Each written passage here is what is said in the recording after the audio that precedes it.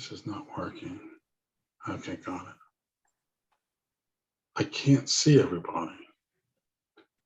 That's dumb. Oh, there's everybody. Oh, I can see everybody now. That was like that was making me crazy.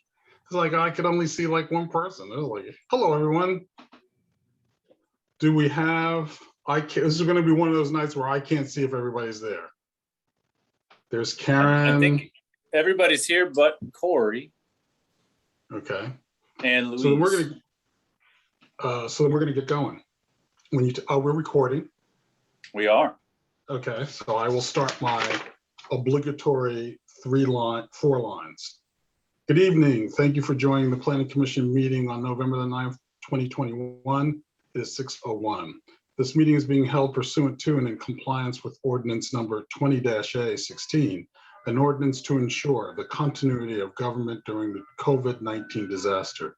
Opportunities for the public to access and participate in the electronic meeting will be posted on www.albemarle.org/community/community-calendar when available. Madam, would you call the roll? Sure. Sure.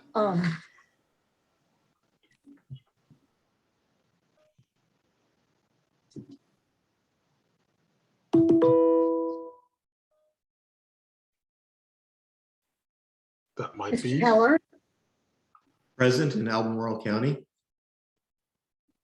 Miss Firehawk, Here. Mr. Randolph, Present.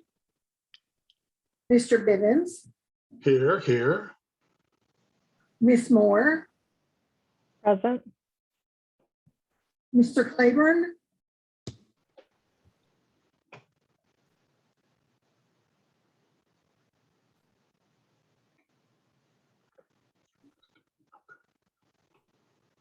is Mr. Claiborne with us today?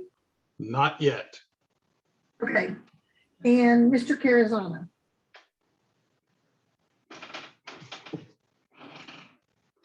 Okay.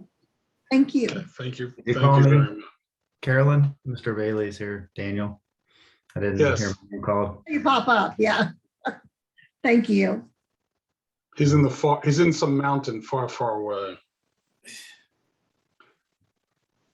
Are there matters not listed on the agenda for the public this evening, from the public this evening?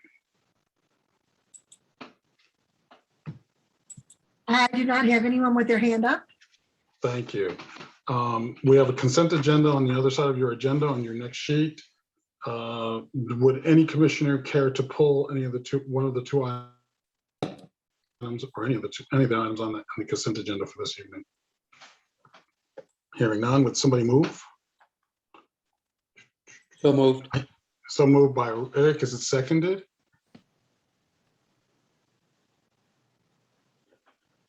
Seconded by Tim. So, Would Mr. you Chair, call the just roll, to clarify, please? that's a motion to approve the consent agenda as proposed. Correct. That's what I thought I said. Hearing none, should we move to approval? Sorry. Thanks for clarifying.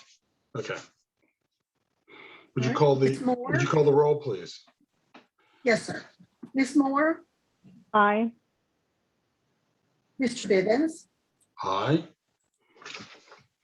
Mr. Randolph, Aye.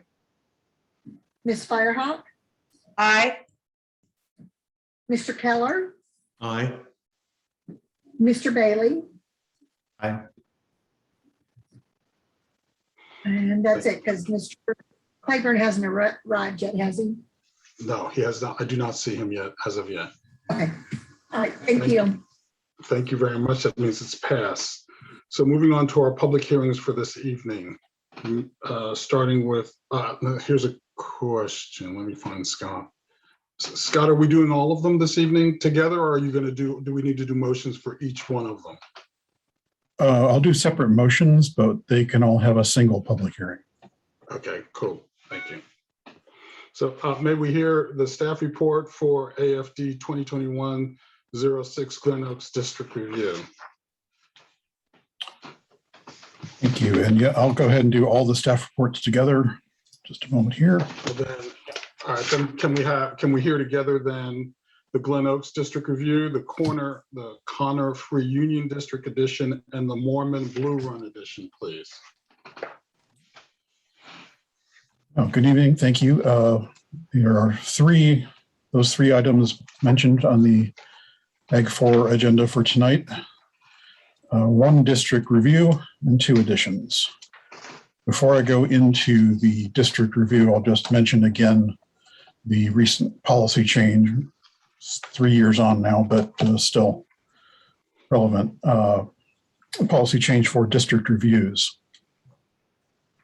Back in November of 2018, the board directed staff to implement a plan to renew districts for a 5-year period rather than the usual 10 years and notify landowners in those parcels, landowners of parcels in those districts that are enrolled in open space use valuation, but that have no development rights, that their parcels may be removed from the district at the next review, and to inform them of their options for qualifying otherwise for use value taxation. So since that time, and as some of you will remember, we have been recommending 5-year renewals in any case where there was a district in which there are parcels that have no development rights and are enrolled in the open space tax category. Essentially what that means is those parcels have no development potential to be regulated by their membership in the district. They are not offering a conservation benefit to the county by being in the district, but they are receiving a conservation-related tax rate, lower tax rate. I mention that again because this first item is the district review for Glen Oaks. And this is a 5-parcel district on the southeast side of the village of Ravenna, aka Glenmore development area. Again, there are 5 parcels in this district, 4 of which are in the category of being in the open space tax category and having no development rights. The exception is this parcel 15A1 in the middle. You see the crosshatch here, which indicates that it's in a conservation easement. So it's taxed differently because it is under that easement, is not really part of the use value tax program. One quick change here, and I apologize, there was an error in the table in your staff report, which listed all these acres as 0, which is obviously wrong. There are 2 21-acre parcels, a 54-acre parcel, and then a 141-acre parcel, which is 15A2 down here on the river, all of which have no remaining small lot development rights. So given that it's appropriate for the district to be reviewed for a 5-year period, and that's what the Ag 4 committee recommended at their meeting in September, was a 5-year renewal for this district. As to what the board will do with this district at the end of that 5-year period, we can't really say yet. It could be that the 4 parcels that are not in the district, that are in the open space tax category and have no development rights might be removed from the district. On the other hand, if they were able to find some agricultural use in the meantime that they could qualify and be in a different tax category for agricultural or forestry, then it's possible they might stay in. I suppose it's possible that the board might, after that 5-year period, find that this district has no real impact, given that the one parcel is under a conservation easement and the others aren't really providing any conservation benefit, and they might eliminate the district. That's all speculation at this point because we don't know what will happen in the intervening 5-year period. We do know, however, that if the district is renewed for a 5-year period by the board, we will immediately notify, the assessor's office will immediately notify the landowners in these parcels what their options are for avoiding the rollback taxation at the end of the 5-year renewal period. I realize that's a lot of information for a small district, but once I get through this, I'll be happy to answer any questions you have. We also have 2 district additions. One is the Connor property, which is proposed to join the Free Union District in the northwestern part of the county near Boonsville and Nortonsville. And the committee voted 8-0 to recommend approval of this proposed addition. And finally, there is the Mormon Blue Run addition, which is 248 acre property with a large area of important soils.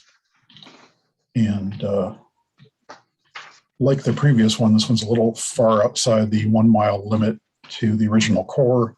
However, it can be added if the board finds the land to be agriculturally significant, according to state law, which obviously it is with that large area of important soils. And this is actually a little bit closer than the previous edition, which is this one out here in the green that was also found to be significant. Each of these 3 parcels has 5 development rights. And the AFD committee voted 8-0 to recommend approval of this proposed addition. So those are the 3 items. I'll be happy to answer any questions you have. And again, we can do a single public hearing for all 3 items, after which I have individual motions for the 3 items. You will unshare for me, I guess. Well, let's see if I can do it this way. Are there questions at this time for Scott?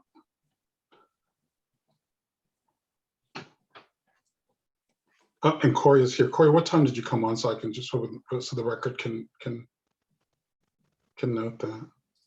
6:09. Okay, so 6:09, and we also have Luis is here too. Luis, were you at the same time or a little? Can we use the same time for you too? Yeah. So 6:09, Carolyn, for the 2 of them, for our 2 colleagues. Are there questions for Scott here before we open it to the public? Karen, and then Karen.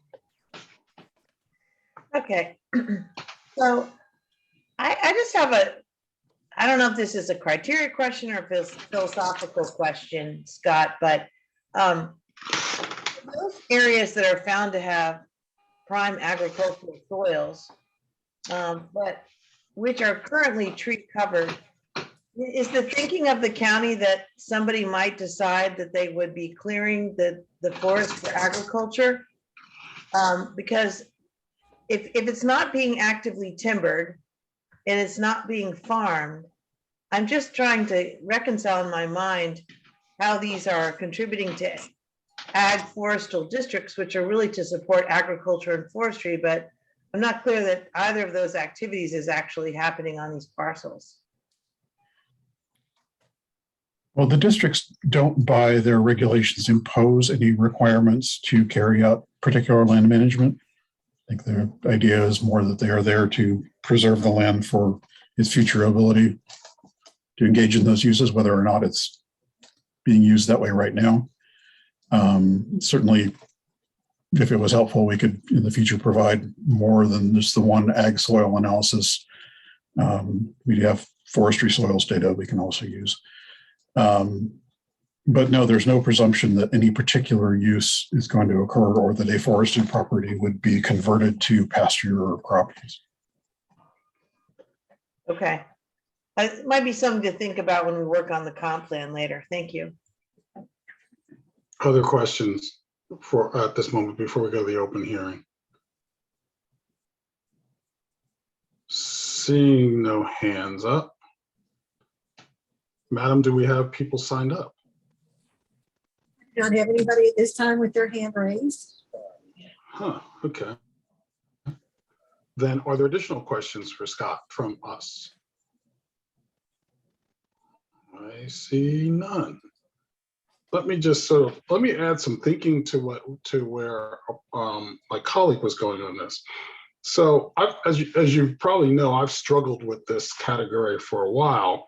And part of it is because I don't understand how there's a couple things in here. I don't understand how individuals can trigger a category that then obligates the county to do from our description on the website, obligates the county and the Commonwealth not to take actions or make infrastructure investments that will place increased pressure on landowners to convert land in the district to more intense land uses during the time of the district, during the term of the district.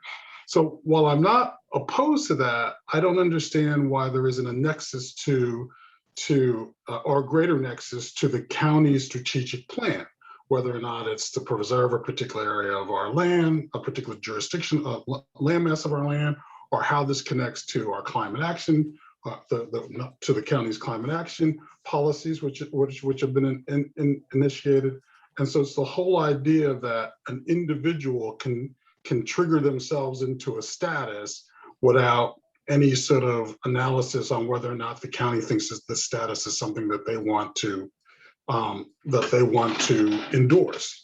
Well, I know that they endorse it by the fact that it goes through a voting process here and then at the supervisors. But my sense heretofore has been that some of this is sort of just pro forma, that the committee says yes, we say yes, and then our supervisors often follow our recommendation. Obviously, they don't have to.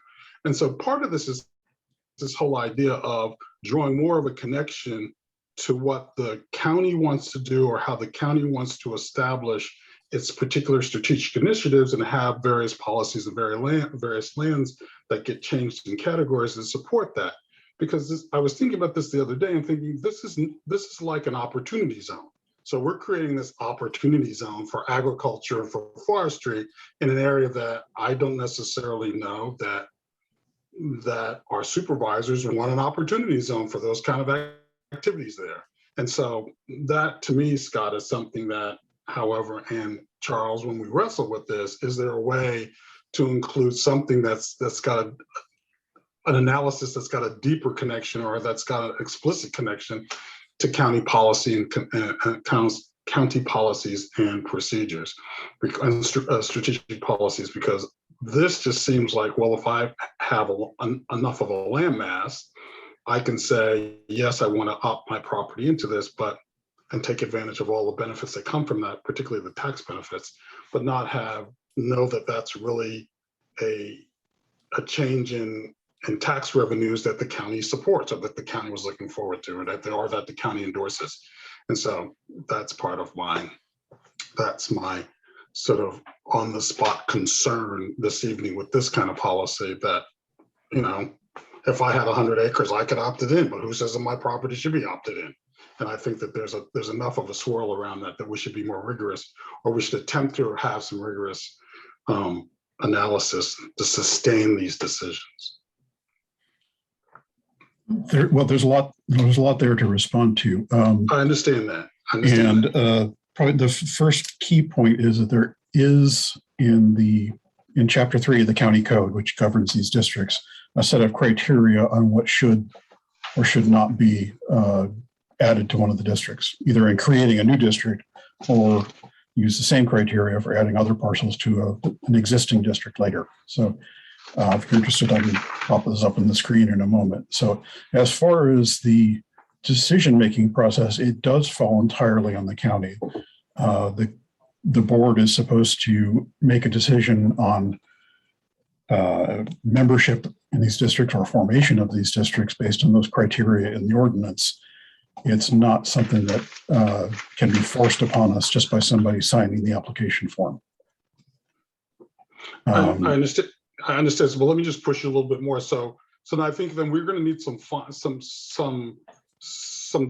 definition in this one thing where it says qualifications that state districts must have at least 200 acres in one or more contiguous parcels. And that's the one piece that as we've looked at this envelope, I think we need to have either some examples in our FAQs or have something in the FAQ or have something in the ordinance text that talks about how it may be that a parcel is more than a mile away or it's not contiguous, because sometimes I can say it feels perhaps as if it's just because there's an existing district that anybody can sort of get in it, even if they're more than a mile away from the center of it.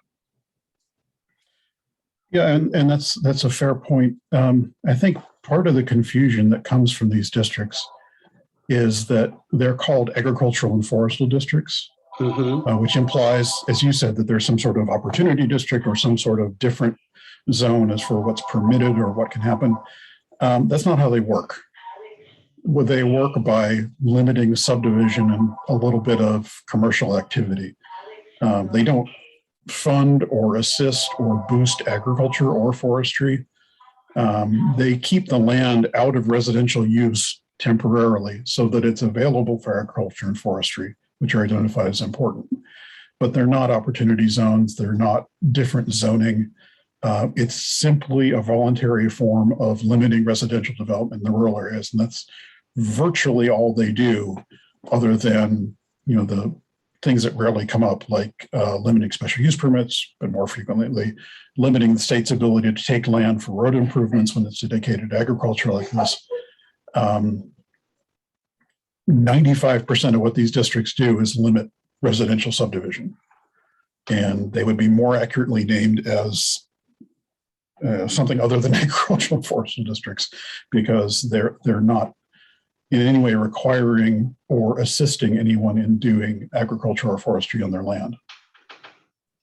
I agree with that, and I understand that. And I think, as we move forward, Charles, if there's an opportunity there to bring some clarity to that, because I think it's a misnomer. It is not actually promoting that particular sector or those two sectors in our community, even though we align ourselves, a portion of us aligns ourselves with this rural image of who we are as a county, but yet that's not what these two statuses do. And so my sense is that if our supervisors say that this is really a place for us to do restrictive zoning, which in fact this is what it is, and that is what it is, then I think we should be more honest about that as we move forward and not sort of hold on to some legacy of ag and forest development when that's not what this is. And I think I appreciate greatly what Scott has just said, and particularly when we look at the information that we get, the one thing is on there: acres and development rights. So that's you measure what you're trying to control. And when I read these things, we're controlling the lack of development in these particular areas, which may be what our supervisors want to do. I just think we should be clear about it. Mr. Rick, take yourself off. Yeah, there you go. Yeah, I think you've hit on a central point here, that perhaps a better terminology to be applied for these properties is to refer to this as a temporary non-development zone. And that's something that all of us, I think, can clearly understand, the public can understand. And that's more consistent with the conversation that the board had 3-4 years ago, when it began to address the fact that there were properties in ag forestry that had no development rights whatsoever. And that concern as to, really why were these properties being parked there for a period of time? And I think with a clearer description, then it makes this program also for the public much easier to understand. Now, the state code may refer to them as ag forestry districts, but we can call them locally whatever we want, consistent with the state code, AKA temporary non-development zone. And that's something that I think everybody can get behind. So I appreciate your comments, because I think they were really pertinent. Thank you. Other comments? Karen, I saw you put something in the chat. Do you want to speak to that? And then I think we should definitely hear from Tim, because I've already spoken, but the enabling legislation from the state that allows this use of our zoning regulations is to promote agriculture and forestry. And I've brought this up on this commission before. So I don't feel like some of these parcels are in keeping with the spirit of the state enabling legislation that we're utilizing. So I guess that's partly my beef with this. The idea was to, yes, preserve these soils for the future, but I think that they should be engaged in, or have some potential to be engaged in, actual agricultural practices, because it's really intended to, and part of it is to have critical mass, so that you can have markets. If you're going to be engaged in logging activities, that you have enough parcels that could be logged close together to make it economically viable, that you have enough farmers in the area to make it viable to have feed stores and other supplies, slaughtering plants, whatever, it's intended to protect certain uses. And I feel like we're using it in a different way in the county. And like I said, maybe this is more appropriate for a longer conversation when we get into the comprehensive plan. That's fine. Tim, But I will Okay. stop and let Tim go. please, Well, Tim. I think good points have been made by all, Scott, through all of you. Let's face it, these were really set up originally, I think, before the open space category got added into it, when they were ag and forestry, to be a form of land banking. With the idea that you were giving a landowner a benefit if they were actually doing agriculture or forestry. You were giving them a tax abatement, or there was a potential for a tax abatement for not developing that land. And I think in Albemarle County, there are two things, and I certainly agree with Karen's point of the discussion that needs to be had. I think that when I reflect, having served both on the Ag and Forestry Commission and the Planning Commission, it seems that where the rub has come in Albemarle County is when there has been a large lot subdivision of property of formerly agriculture forestry property for development, and the 21 acre minimum lot size after the first 5 parcels. They have been marketed in the last decade or two as an opportunity to own a larger parcel of exurban land with a tax abatement attached to it because of the fact that it could fit into that category. Okay. That is what the supervisor, and Rick, correct me if I'm wrong, but I think that was what the supervisors were particularly concerned about when they said, go and revisit we need to revisit the open space categories that have no development rights remaining. So that the supervisors have attempted to deal with that. But I do believe that there is a benefit to a land bank formation that's based on the soil quality types for both agriculture and forestry. Do remember that we had a time in our country's history where truck farms were in that 20 to 40 acre size, maybe even less. But I think about the famous ones around Buffalo, New York, even in the 1840s, for instance. And then all of the cities around the country. And we may well find ourselves to a point where it can be advantageous to have a small farm business again. Mhm. So, but whether someone should be able to, what an owner should be able to take away as tax credits if there are no development rights is really an interesting question. And that's the one that continues to be the bugaboo in all of this, I think.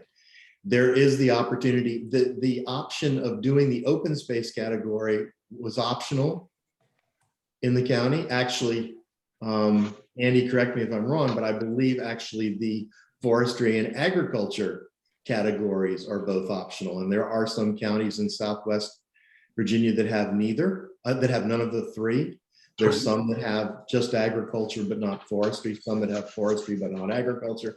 So it would be worth, in the comprehensive time, as Karen has pointed out, I think, to have a thoughtful discussion that can actually be an educational component for our citizenry to talk about actually that there are benefits as well as this one set of negatives. And is there a way then to define what those negatives are and to try to correct them if that's the desire of the commission and the Board of Supervisors.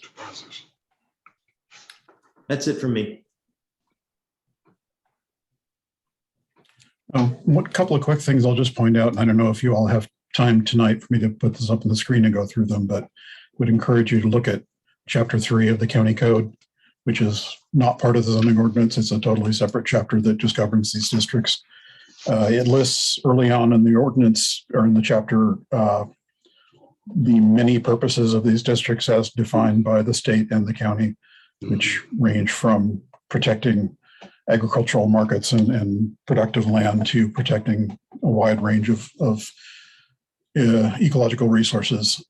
Also, a little farther down in that section, there are the criteria for how we handle the additions, and we do tend to boil that information down to the basics for presentation, but there is a set of criteria that was actually recently revised by the board in a recodification that Mr. Kamner carried out to clarify what the decision points are for whether or not something should be added to a district.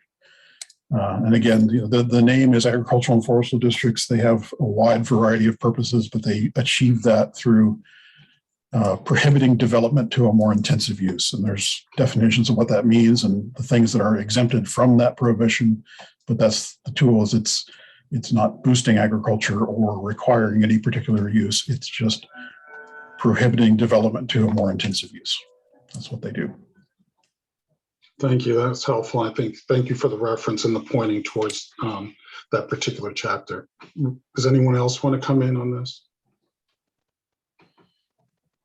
Scott, would you put the motions back up? Would you put the motions up, please?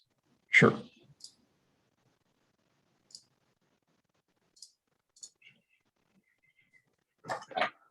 There's the first one. Is there a motion? Is there someone who wishes to move the first one? First one. Yes, Rick, please. Yeah, I move to recommend renewal of the Glen Oaks District for a 5-year period. All right, is there a second? You're gonna have to speak because I'm sort of paging through you. I don't have my usual setup tonight. I don't have, whoops, I just lost. Tim, a second. Who was that, please? Tim. Tim, thank you. Would you call, is there any discussion on this, please? Madam, would you call the roll? Yes. Mr. Bailey, Aye. Mr. Keller, Aye. Ms. Firehawk, Aye. Mr. Randolph, Aye. Mr. Bivens, Aye. Ms. Moore, Aye. Mr. Claiborne. Aye. Thank you. Thank you very much. Scott, would you put the next one up, please? Go. Okay, do I hear anyone who is interested in moving this? Daniel, is that you? Yeah, sorry, trying to find the mute button there. Yeah, I move to recommend approval of AFD 2021-00007, Connor Free Union Edition. Is there a second? I'll second. Second. Second by Jenny. Is there further discussion?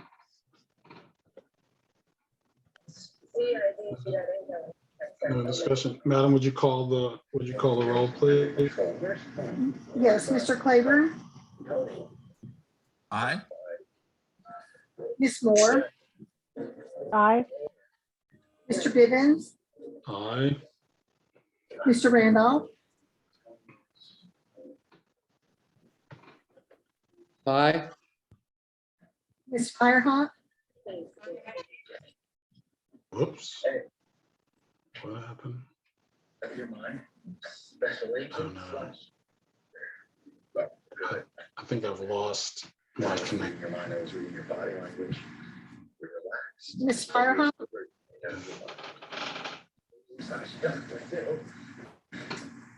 I already said aye. okay, thank you. Mr. Keller, Aye. Mr. Bailey. Thank you. Thank you very much. Can we put the next one up, please?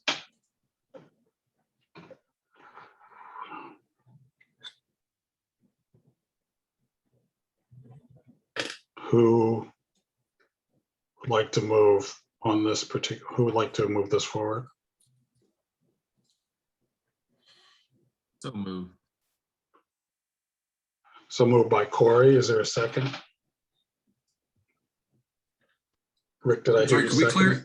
could we clarify what the motion is? There are two motions up on the screen. Could the mover clarify Oh, which yes. motion? Corey, would you read the motion that you're moving forward, please?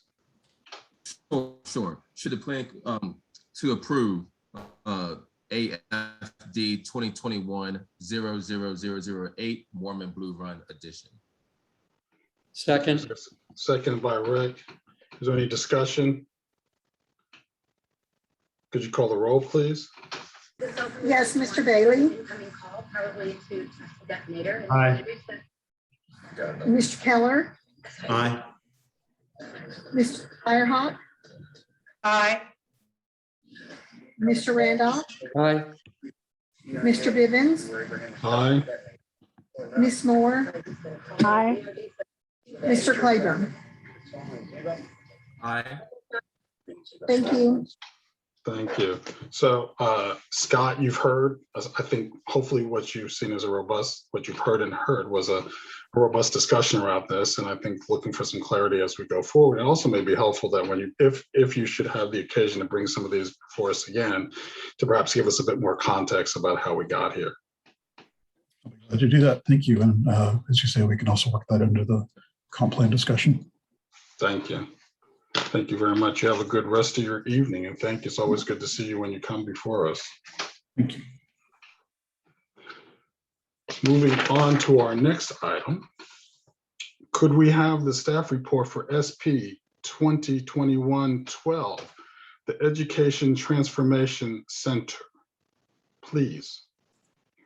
Yes, and I just want to acknowledge that the applicant is trying to make her way in to this meeting, so hopefully she'll be able to join us in time. But I will go ahead and start with my portion of the presentation tonight. I'm just going to share the screen. Okay. Well, I like that.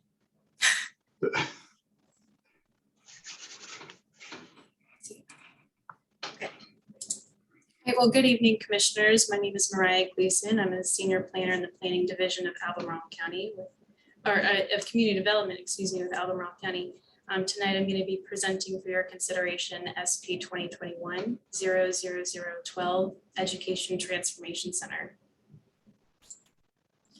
The subject property for this proposal is located approximately 1 mile north of the intersection of Hydraulic Road, Earlysville Road, and Rio Road West at 2001 Earlysville Road on tax map parcel 45-31D.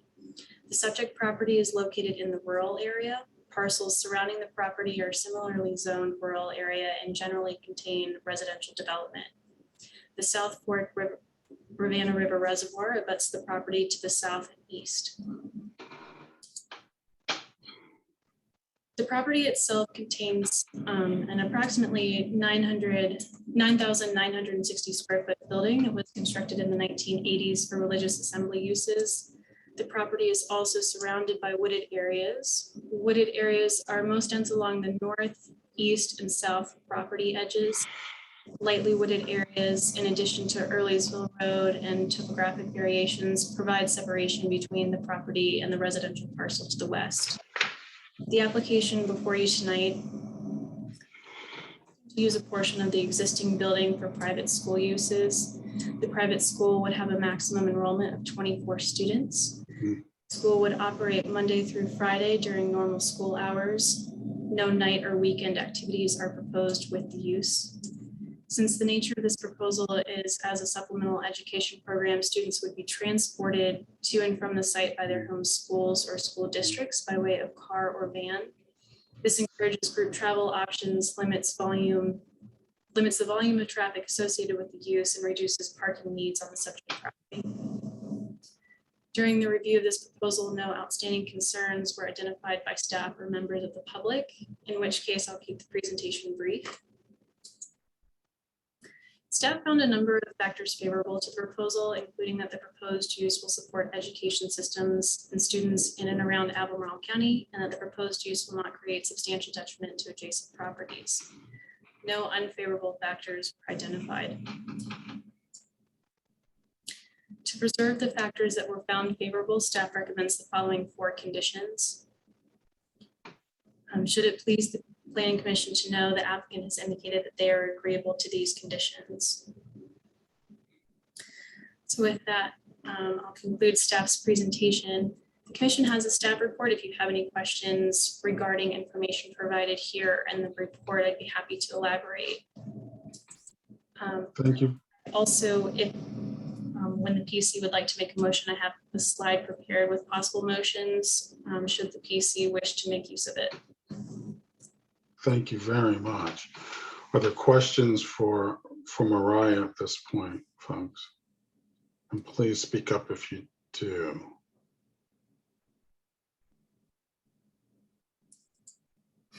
Hearing none, could we hear from the applicant? Do you know if she's come in yet? Yes, it looks like she's been able to join. Yes, I'm here. Okay, give me a second to transfer over. I'll share my screen.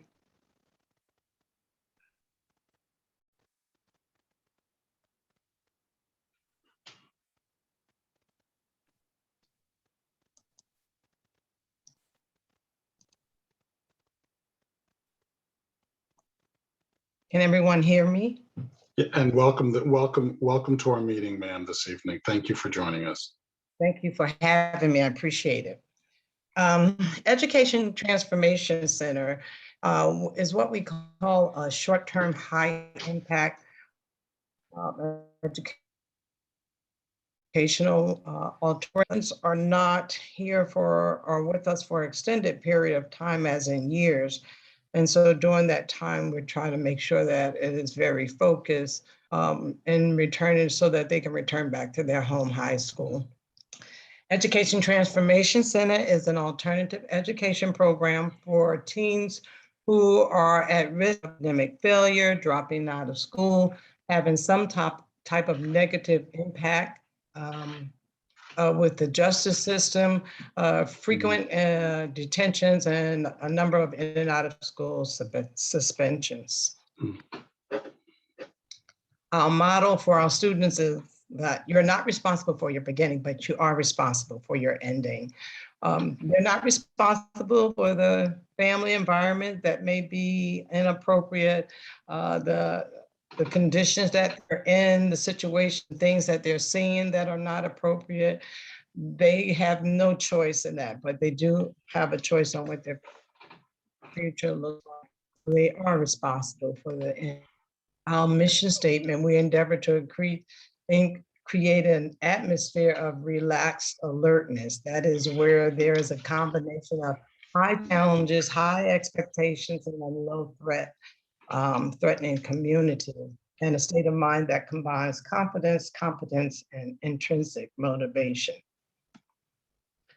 Now, the objectives for us is that we, of course, reduce high school dropout, eliminate and sometimes often reduce referrals and detentions, eliminate or reduce antisocial behaviors, teach healthy decision-making, provide measurable outcomes, provide participants with educational options for reaching their personal goals and passion.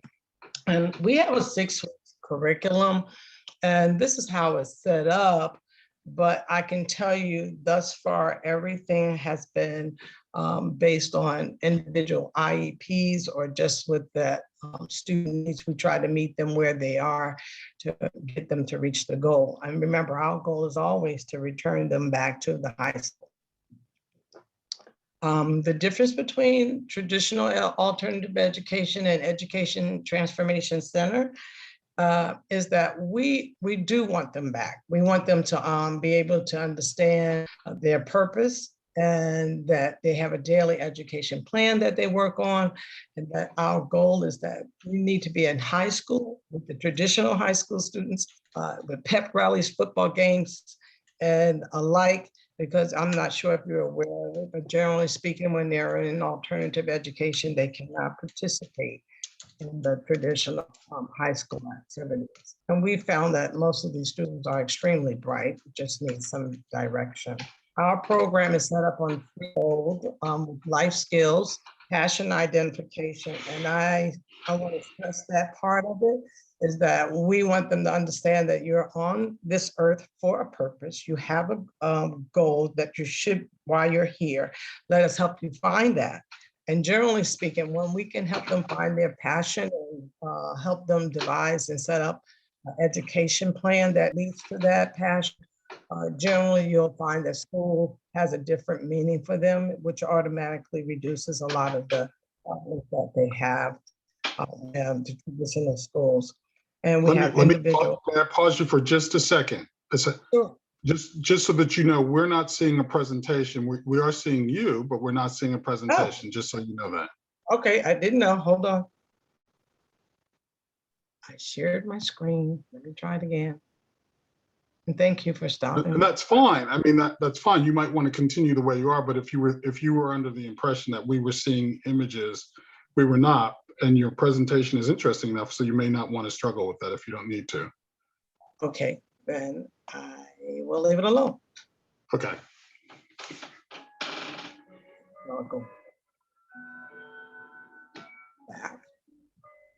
So our motto for Education Transformation Center is it is an integrative and alternative education model that is designed to eliminate the stigma of utilizing mental health services.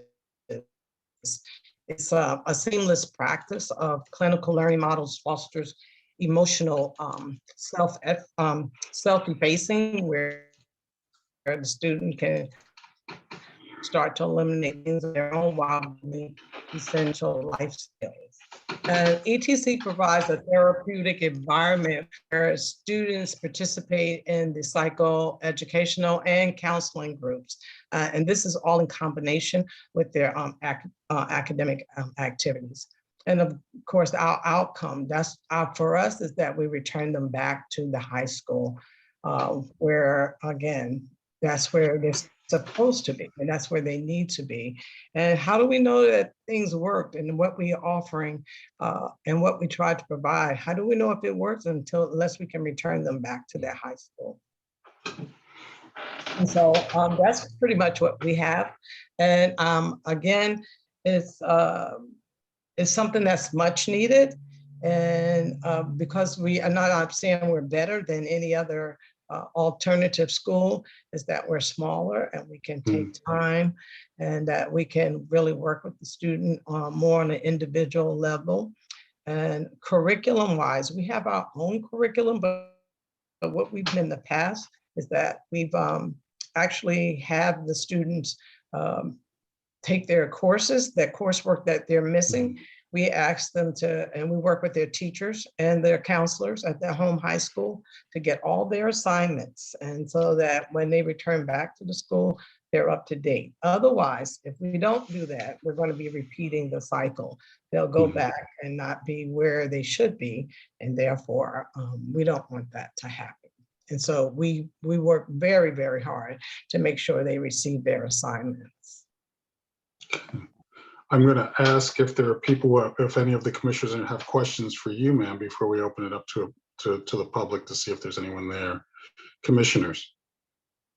And I will need you to speak because, Daniel. Just a quick question. I think this is really appreciated. And I remember your presentation previously. I'm curious, I know that you mentioned about being smaller, but where did the number 24 students come from? I'm just curious from it's nearly a 10,000 square foot building. I think you're providing a really interesting benefit to the county and the schools, and just think about how many different schools we have. What is that? What does 24 mean? And it's a 6-week program, and how does that kind of relate to helping out these type of students? And that. I guess I hope you understand my question, but I'm just trying to get a sense of this recommended action that was added to it. Yeah. I can explain it. Ms. Gleason, do you prefer that I go ahead or you want to jump in? I think when it was coming in, we had asked that there be some measure of enrollment and maximum student count. I'm not sure what led to the 24, but number exactly, but I will say that it was one of the factors that led into some of the factors that we found favorable, just in terms of the extent and size and traffic and safety related issues that staff looked at. But maybe we can come back to me, maybe, and I can explain more about I those. can, I can share with that. Well, it's all about the septic system and the water supply for us during the course of the day, in addition to the church that meets there. And so they may have events and stuff during the day. Generally speaking, we would be the only ones there.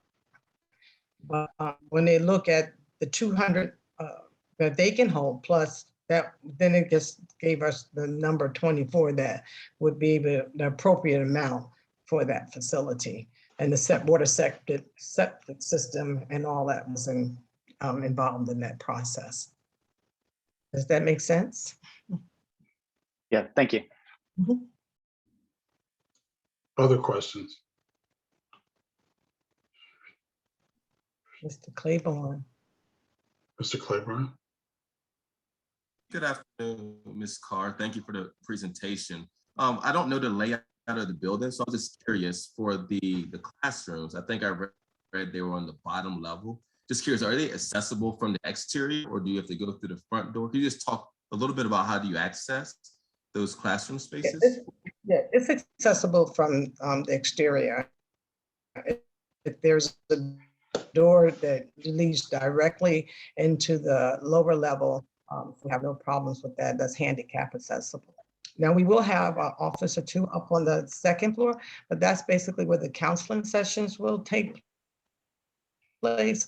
According to the federal guidelines, we must have our files in an area that the file cabinet itself is locked, and plus the door itself must be locked. And it just allows for a little bit more privacy for to have counseling sessions upstairs. That's helpful. Thank you. Anyone else?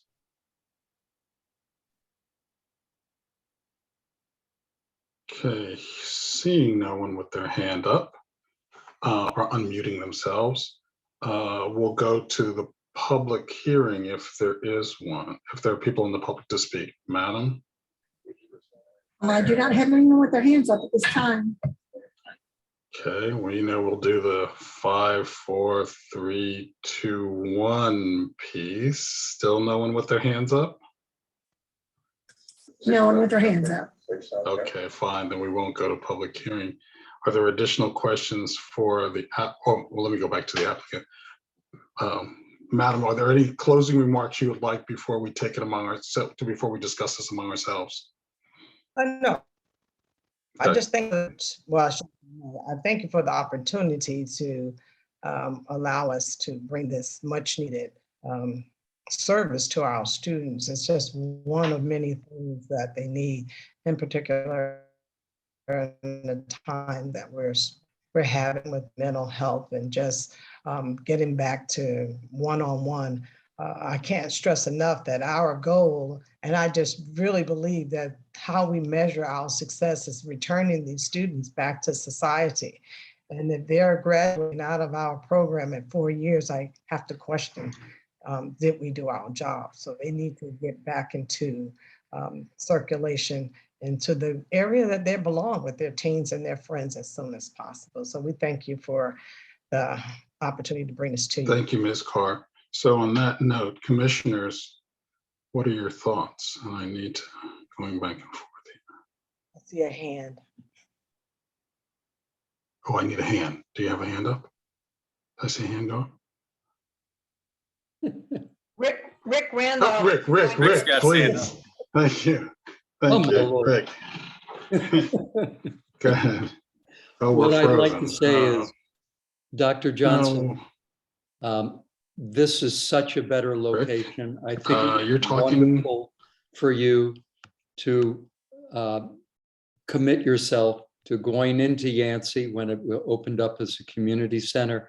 I always wondered when I went down there and was present for your champagne breaking against the hull of the ship at Yancey. I always wondered how you were going to get all of the students there. And, you know, you were facing a geographic problem, and then along comes the pandemic and makes your business model very hard to sustain. And I think this is a terrific location for you and for the students. The outdoor education aspect is clearly something that should be appealing for them. And I wish you every success in this new location as you launch this, I'm sure with broad support, not only from the Planning Commission, but from the Board of Supervisors as well. Thank you so much. I appreciate that.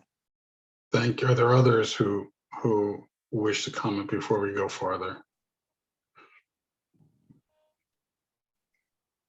Karen. Yeah, I'll just mention quickly, I think it's a marvelous program and it's an excellent location for it, both convenient to the urban ring and also a beautiful natural setting, which little fact, access to nature or being around nature actually raises your IQ and sets you up for learning. So it'll be a wonderful setting for those students. And I just want to go on record as saying, and I'm going to tell the students, if you go in that water, I'll come tell somebody to come get you. I'm not going in the water. So we have that beautiful, beautiful Rivanna Lake, but I'm not going in. So stay away from the water. Okay. Anyone else? Then Mariah, if you would please put your motion up, please, or the last bit up.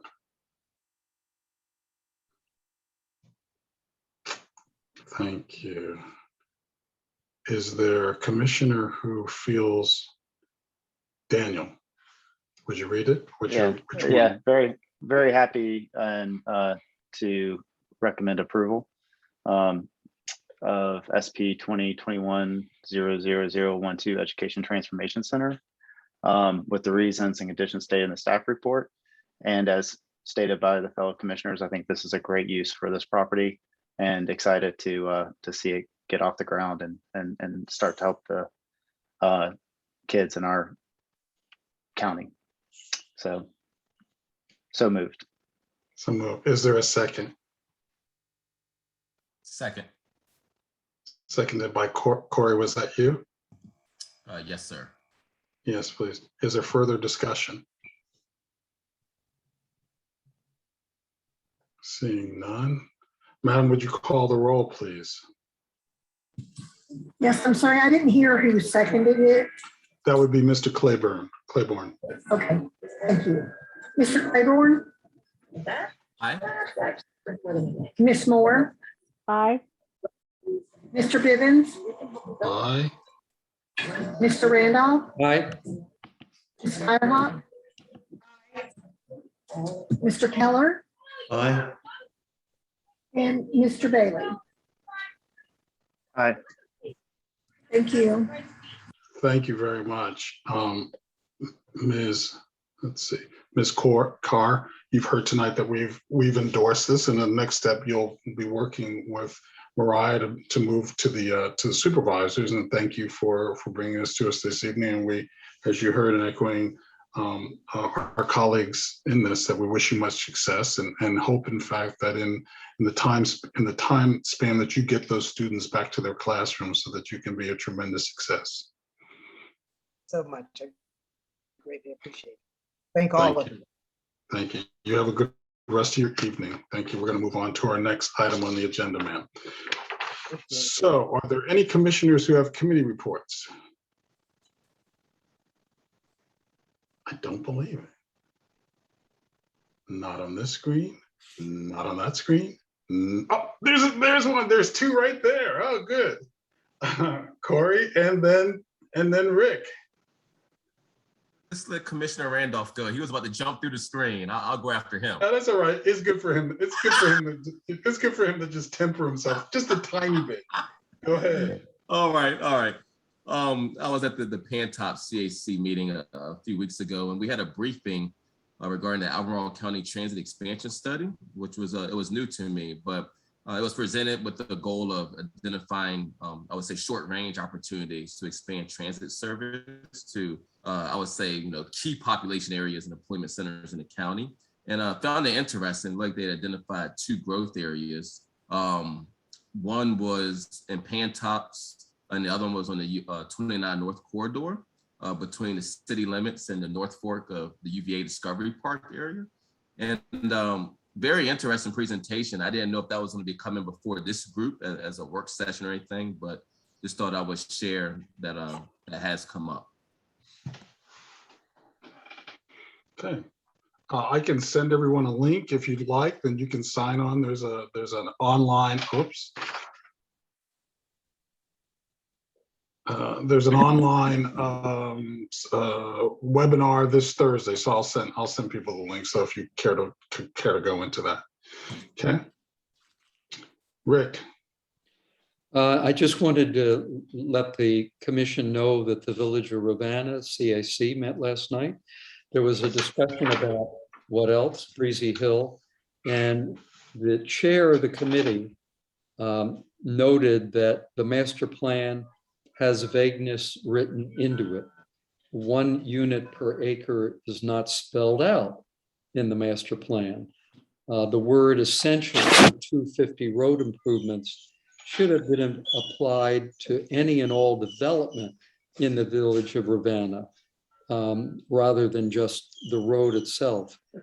And so there is some digesting of the consequences of that decision made by the Board of Supervisors and by the Planning Commission. But it was, I think, a good meeting, and the members of the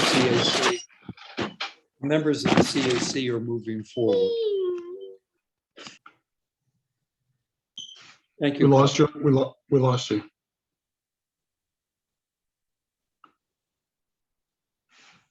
Are there others? Or perhaps Rick's pup wants to add a second to that. You're muted. You're muted, Rick. Yeah, I'm translating from Dog Talk. He said, it was not a bad meeting, but could you please take me out? We're going to try and move on that soon. Anyone else have something to report? Daniel. Just we had it's been a couple of weeks now as the meeting schedules, but we were with the Rio CAC.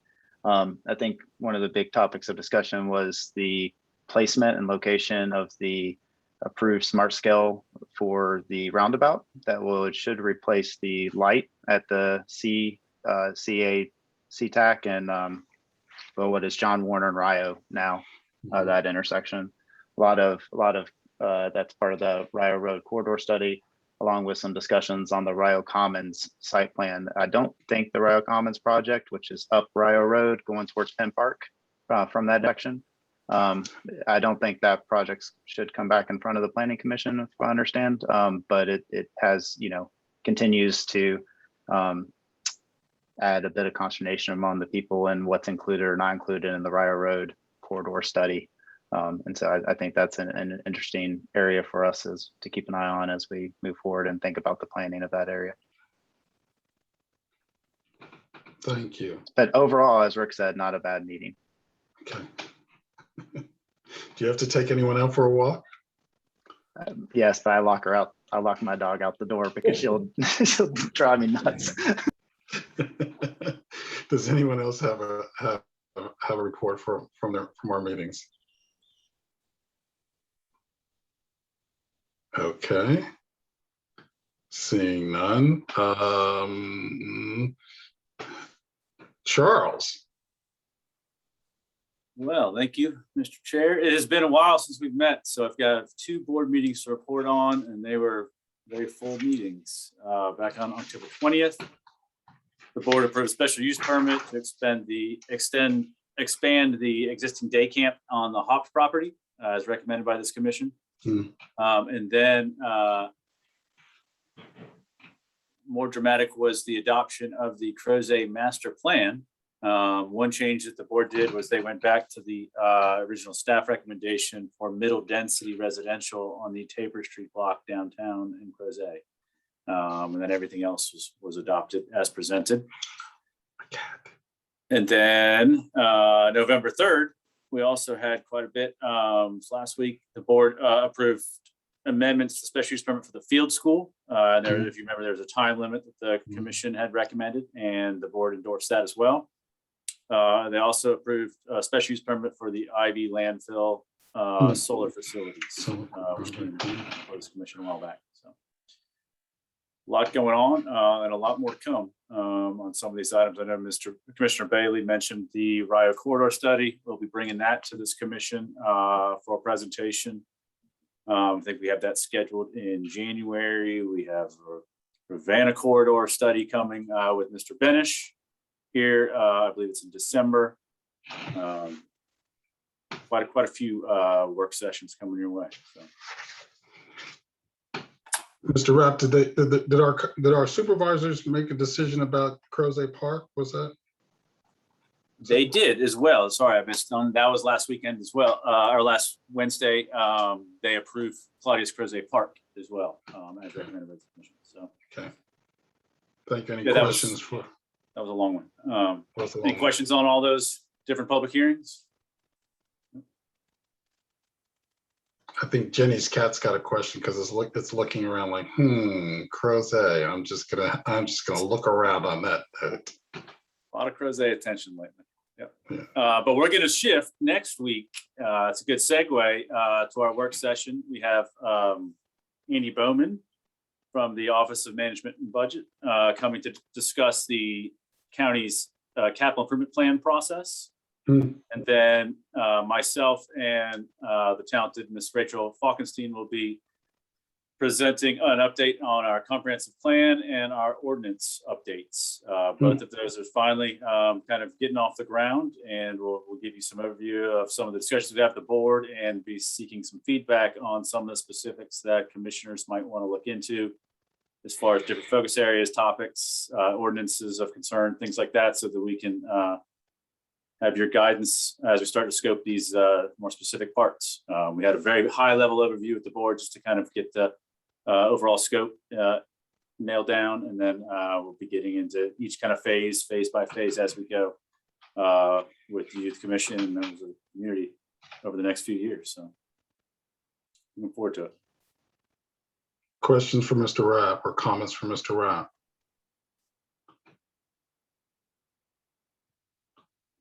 Well, I will say we do have one more piece of business on November 23rd, the Tuesday before the Thanksgiving holiday. As of now, we don't have any items on that meeting. It's really be up to the commission if you want me to try and find something to fill it, or if y'all would like to cancel that meeting with the holiday week. Up to y'all. Or would we, given our enthusiasm about comp plans, perhaps that could be another comp plan discussion, but I will let the commissioners, why don't you let us chew on this, and perhaps unless there's a notice piece of this, that if we were to sort of give a final yay or nay next week. You can do that. I'm looking at council. Is that to those two provisions? Does that time work? That works. The commission's meeting schedule has been noticed in advance. The commission approved it at the start of the year, so there's no additional need for additional notice, given the calendar was pre-approved. Thank you. Charles, does that work for you too? That works. If you let me know next Tuesday at our work session, that'll give us ample time to post it or to not post it. Yep. Okay, brilliant. So why don't we do that, everybody? Is there any old business or new business if there are no additional comments for Charles? Seeing none, my goodness. Karen, did I see you? Nope, you're just smiling, okay. Anyone else? I think Jenny's cat is in full anticipation of being able to get out of there. So hearing none is, I assume that we can adjourn this evening at 7:10. And on that note, I will say we've adjourned at 7:10, and we'll see each other next week, if not before. And I'll send you out the piece. I'll send you out the piece on the transit thing, so in case you want to tune into that. Okay. have a good week, folks. Thanks for getting us through tonight, and see you next week. Bye-bye now. Thanks. I'll hopefully be on a bigger screen instead of this screen I'm on right now that is driving me. I don't think nobody noticed. It was good. They didn't notice? Let I me don't tell think you, so. it was driving me crazy because I felt like I was like going, I was